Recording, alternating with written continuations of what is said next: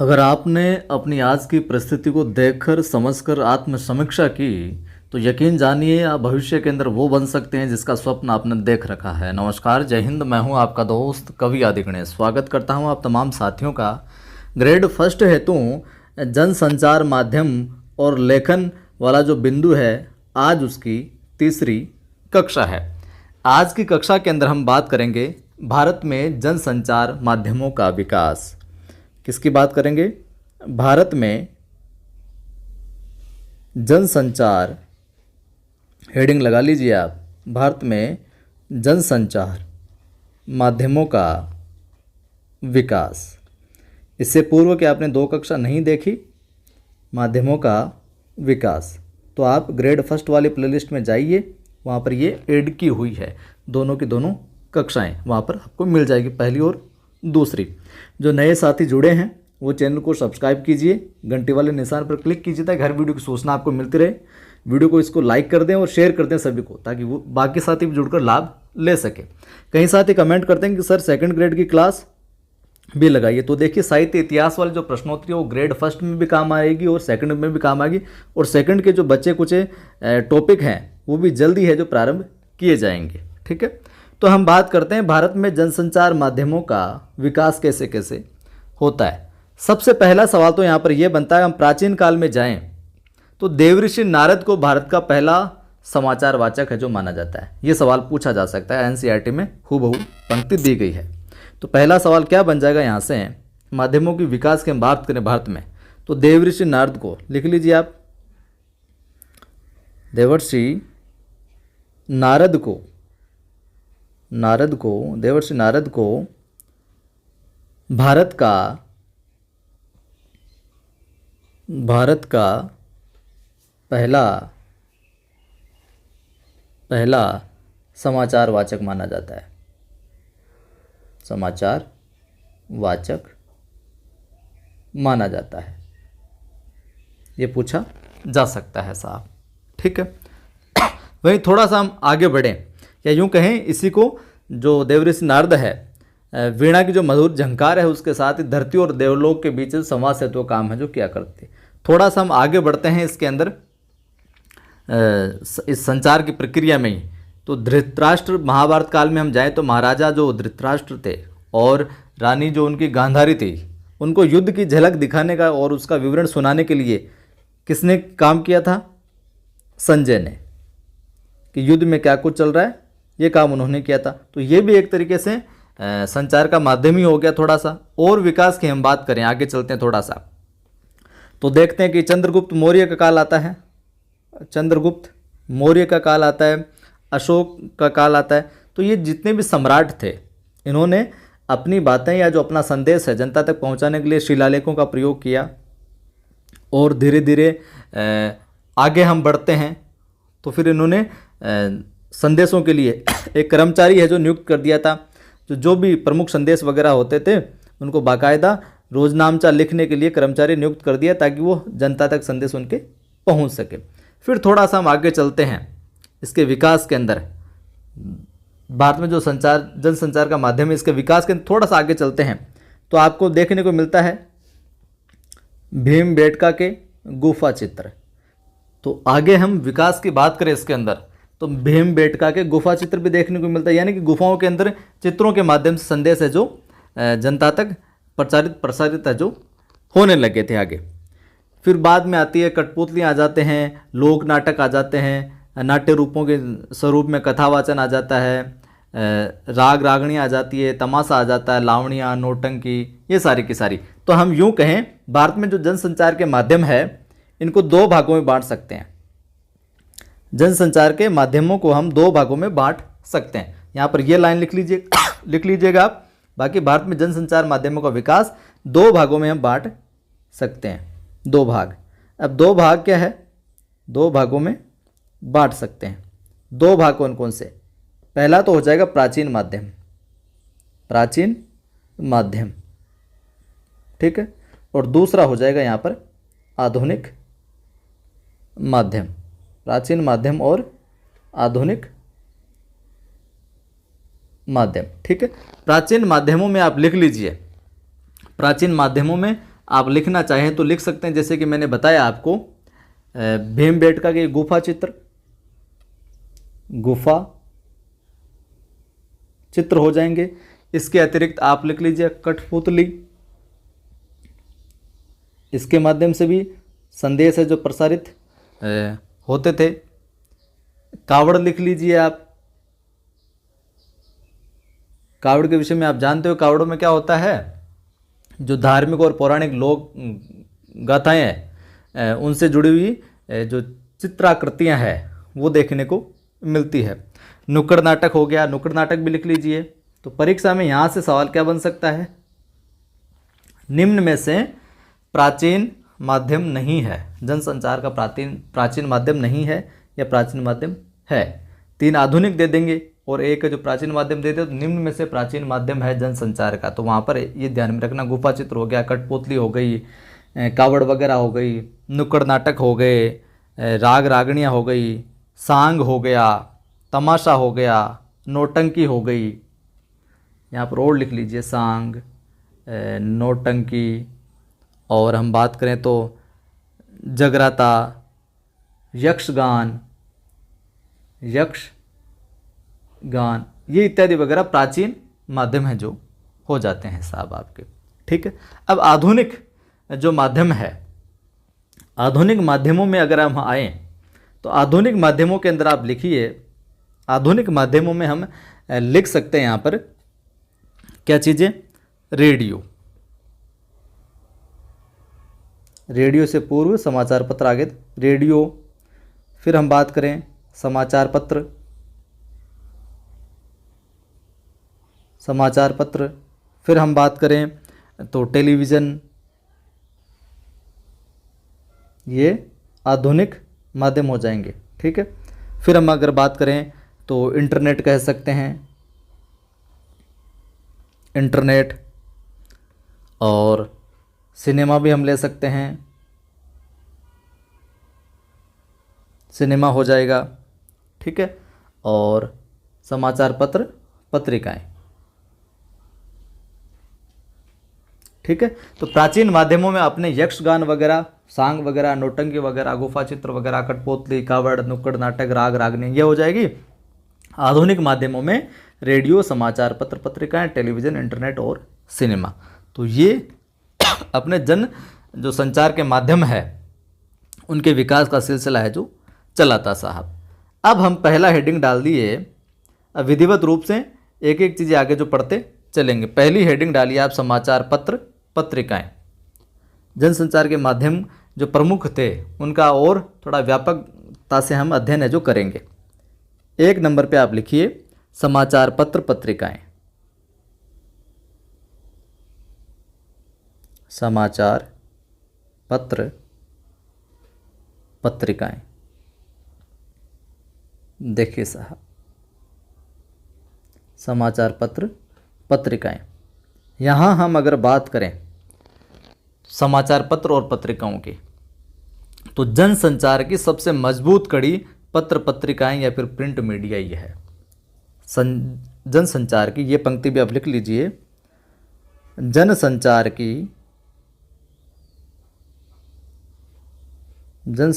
सबसे पहले यही प्रारंभ हुई थी। जनसंचार की सबसे मजबूत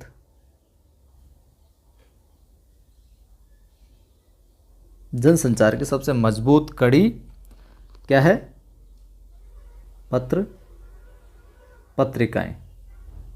ठीक है, आगे देखिए, हालांकि हम बात करें तो जो व्यापकता लिए हुए ज़्यादा और लोगों तक और जल्दी तीव्रता के साथ रेडियो और टेलीविज़न पहुंचते हैं, लेकिन वाणी को शब्दों के रूप में रिकॉर्ड करने वाला आरंभिक माध्यम क्या थे, पत्र पत्रिकाएं थी। वाणी को शब्दों के रूप में रिकॉर्ड करने वाला आरंभिक माध्यम होने की वजह से प्रिंट मीडिया का महत्व जो क्या है, हमेशा ये जो बना रहता है। ठीक है, जैसे कि आज के दौर में हम बात करें, प्रिंट हो गया, रेडियो, टेलीविज़न, इंटरनेट, किसी भी माध्यम से खबरों को अपन संचार को पत्रकारिता तो कह सकते हैं या कहा जाता है, लेकिन आरंभ में केवल जो है प्रिंट माध्यमों के जरिए खबरों का आदान प्रदान है जो किया जाता था।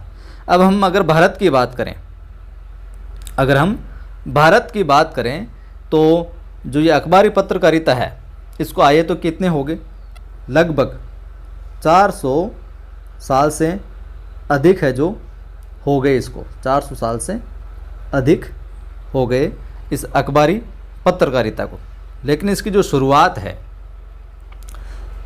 शुरुआत की हम बात करें पत्रकारिता की, समाचार पत्र की शुरुआत की हम बात करें, या ऐसे लिख लीजिए भारत में समाचार पत्र की शुरुआत की हम बात करें तो 1780 ईस्वी में, 1780 ईस्वी में किसने, जेम्स ऑगस्ट हिकी, 1780 में जेम्स ऑगस्ट हिकी नाम के थे, जेम्स ऑगस्ट हिकी नाम के साहब थे जिन्होंने बंगाल गजट निकाला था। 1780 में इसकी शुरुआत की थी जेम्स ऑगस्ट हिकी ने बंगाल गजट से। किससे, बंगाल गजट से, ये पूछा जा सकता है। कहाँ से की थी, कलकत्ता या फिर कोलकाता, कोलकाता से। ठीक है, तो ये सवाल पूछा जा सकता है, भारत का सबसे पहला समाचार पत्र कौन सा, बंगाल गजट, यहाँ से शुरुआत होती है। और इसके जो संपादक हैं कौन हो जाएंगे, संपादक जेम्स ऑगस्ट हिकी। ये सवाल फैक्चुअल बन सकता है, संपादक जेम्स ऑगस्ट हिकी, समय 1780। फिर आगे थोड़ा सा आगे हम बढ़ते हैं, तो ये तो हो गया अपने भारत के अंदर शुरुआत की। और ये पूछ लिया जाए आपसे, हिंदी का पहला साप्ताहिक पत्र, हिंदी का, भारत के अंदर हिंदी का पहला साप्ताहिक पत्र। अगला सवाल लिखिए, भारत में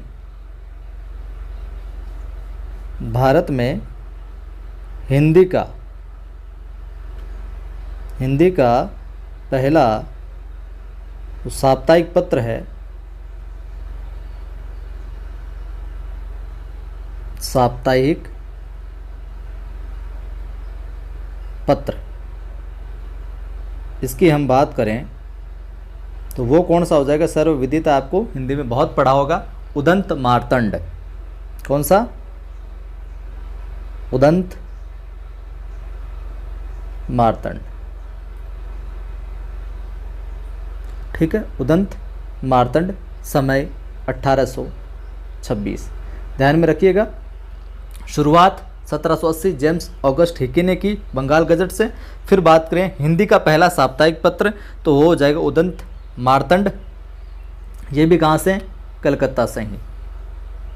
कहाँ से निकला साहब, ये भी कलकत्ता से निकलते हैं। और जिसके जो संपादक हैं, संपादक महोदय हो जाएंगे इसके कौन, जुगल, पंडित जुगल किशोर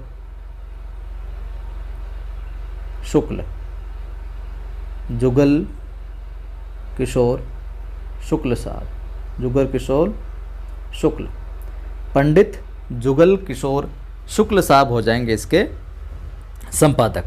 ठीक है, वहीं आगे हम बात करें, हिंदी के अंदर जैसे जैसे भाषा का विकास हुआ और कई सारे समाचार पत्र निकले शुरुआती दौर में। जैसे आज़ादी के दिन का हिंदुस्तान, हिंदी के विकास में अग्रणी भूमिका निभाने वाली अपने सरस्वती पत्रिका भी आती है, और प्रेमचंद द्वारा संपादित हंस जो पत्रिका है वो भी आती है, उसका पहला अंक निकला। और 20वीं सदी के जो साहित्यिक बदलाव का जो मुख्य पत्र था अपने कौन सा, मतवाला, वो भी आता है। और ये बनारसी दास चतुर्वेदी द्वारा संपादित था अपने जुलाई 1947 का विशाल भारत। तो इस तरीके से बहुत सारे जो पत्र वगैरह है, पत्र पत्रिका यहाँ पर निकली थी भारत के अंदर। आगे हम बात करें इसके अंदर, थोड़ा सा एक स्टेप और आगे बढ़ते हैं, तो जो मुद्रण का सर्वप्रथम जो प्रयोग करने वाला देश था वो चीन है। मुद्रण का सर्वप्रथम प्रयोग करने वाला देश, ये भी लिख लीजिए आप। मुद्रण का सबसे पहले प्रयोग करने वाला, थोड़ा सा हिस्ट्री में जा सकते हैं आप, प्रयोग करने वाला देश कौन सा हो जाएगा, ये हो जाएगा साहब अपने चीन हो जाएगा। ठीक है, और छापे खाने का आविष्कार अपने गुटेनबर्ग साहब। ठीक है, भारत का पहला छापाखाना अगर हम बात करें, भारत के पहले छापेखाने की, भारत का प्रथम छापाखाना, अगर इसकी हम बात करें, पत्र पत्रिकाओं की बात करें, तो ये भी जानना थोड़ा सा ज़रूरी है। तो ये 1556 में मात्र छापाखाना 1556 में गोवा में खुला था। ठीक है, जो मिशनरी वगैरह थे उनके धर्म प्रचार की पुस्तकें छापने के लिए खोला गया था साहब। ठीक है, कुछ और महत्वपूर्ण बातों का जिक्र कर लेते हैं पत्र पत्रिकाओं के अंदर। एनसीईआरटी बुक में एक लाइन लिखी हुई है जो कि बहुत महत्वपूर्ण है। लिखा क्या गया है कि गांधी जी को हम समकालीन भारत का सबसे बड़ा पत्रकार कह सकते हैं। तो ये पूछा जा सकता है, समकालीन भारत का सबसे बड़ा पत्रकार किसे कहा जाता है या किसे कह सकते हैं। तो ये लाइन ज़रूर लिख लीजिए आप। गांधी जी को समकालीन भारत का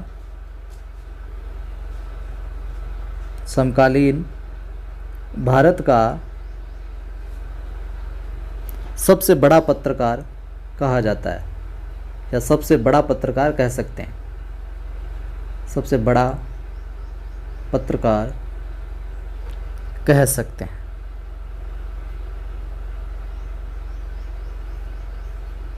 ठीक है, अब क्यों कह सकते हैं? क्योंकि आज़ादी दिलाने में उनके पत्रों ने बहुत इम्पोर्टेंस या इम्पोर्टेंट रोल है जो अदा किया था। ये विशेष बात लिख लीजिए आगे, एक आज़ादी के पहले के पत्रकार, आज़ादी पूर्व के पत्रकार और आज़ादी बाद के पत्रकारों की बात करेंगे तो पूछा जा सकता है निम्न में से आज़ादी पूर्व का पत्रकार है या निम्न में से आज़ादी के बाद का पत्रकार है। तो इस प्रकार से भी सवाल बन सकता है। आज़ादी पूर्व के पत्रकार, आज़ादी पूर्व के पत्रकार नाम लिख लीजिए आप। तो आज़ादी के पहले के पत्रकारों में अगर बात करें हम तो गणेश शंकर विद्यार्थी, गणेश शंकर विद्यार्थी, और हम बात करें तो माखनलाल चतुर्वेदी, माखनलाल चतुर्वेदी साहब हो जाएंगे। और हम बात करें आज़ादी पूर्व के पत्रकारों में तो महावीर प्रसाद द्विवेदी,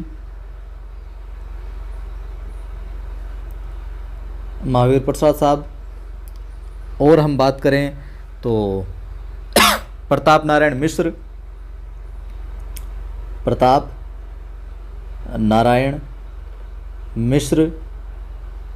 आप इन बातों को हल्के में ना लीजिएगा, यहाँ से सवाल जरूर पूछा जा सके। आज़ादी पूर्व के पत्रकार कौन है कौन नहीं, आज़ादी बाद के पत्रकार प्रताप नारायण मिश्र, शिवपूजन सहाय, शिवपूजन सहाय हो गए। और हम बात करें शिवपूजन सहाय के रामवृक्ष बेनीपुरी, रामवृक्ष बेनीपुरी। तो ये हो गए अपने कुछ प्रमुख पत्रकार आज़ादी पूर्व के। इनमें से आ जाएगा अगर नाम सवाल बना तो यहाँ से। इसके अतिरिक्त अपने बाबूराव विष्णुराव पराड़कर भी हैं, बाल मुकुंद गुप्त भी है, ये भी लिख लीजिए आप एक, बाल मुकुंद गुप्त साहब। तो ये आज़ादी पूर्व के पत्रकार हैं। अखबारों में बात करें उस समय की तो जैसे केसरी हो गया, हिंदुस्तान, सरस्वती, हंस, कर्मवीर, आज, प्रताप, प्रदीप, विशाल भारत, ये प्रमुख है जो रहे हैं।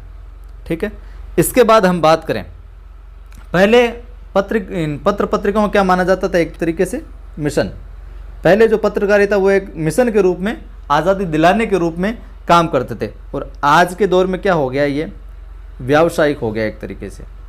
कैसे भी करो अपना मामला चलना चाहिए। ठीक है, एक तरीके से प्रोफेशनल होने लग गया है सिस्टम। आगे थोड़ा सा मैं बात करूं, ये तो आज़ादी पूर्व के पत्रकार हो गए। अब आप नोट कीजिए साहब यहाँ पर आज़ादी के बाद के पत्रकार, आज़ादी के बाद के पत्रकार, आज़ादी के बाद के प्रमुख पत्रकार। धीरे धीरे पुराने वाले जो पत्र पत्रिकाएं वो तो लगभग बंद हो चली है। आज़ादी के बाद के प्रमुख पत्रकारों में मैं बात करूं तो पहला नाम आता है सच्चिदानंद हीरानंद वात्स्यायन अज्ञे। तो पहला नाम क्या हो जाएगा? अज्ञे साहब हो जाएंगे अपने। और बात करूं मैं यहाँ पर तो रघुवीर सहाय, रघुवीर सहाय। और हम देखें आगे धर्मवीर भारती, धर्मवीर भारती। इसके अतिरिक्त और देखें तो मनोहर श्याम जोशी, मनोहर श्याम जोशी साहब हो गए। इसके अतिरिक्त राजेंद्र माथुर, प्रभाष जोशी, राजेंद्र माथुर हो गए, प्रभाष जोशी हो गए। और सर्वेश्वर दयाल सक्सेना, सुरेंद्र प्रताप सिंह, इन सब का नाम लिया जाता है आज़ादी के बाद के पत्रकारों में। और आज़ादी के बाद के प्रमुख हिंदी अखबारों की बात करें तो अभी कौन कौन से चल रहे हैं? नव भारत टाइम्स, ये सुना होगा नाम आपने, नव भारत टाइम्स चल रहा है। जनसत्ता, ये आज़ादी के बाद के हैं। नई दुनिया, ये भी थोड़ा सा ध्यान में रखिएगा आप, नई दुनिया। इसके बाद में राजस्थान पत्रिका चल ही रहा है, अमर उजाला, दैनिक भास्कर। यह आज़ादी के बाद के पत्रों की चर्चा हो रही है यहाँ पर।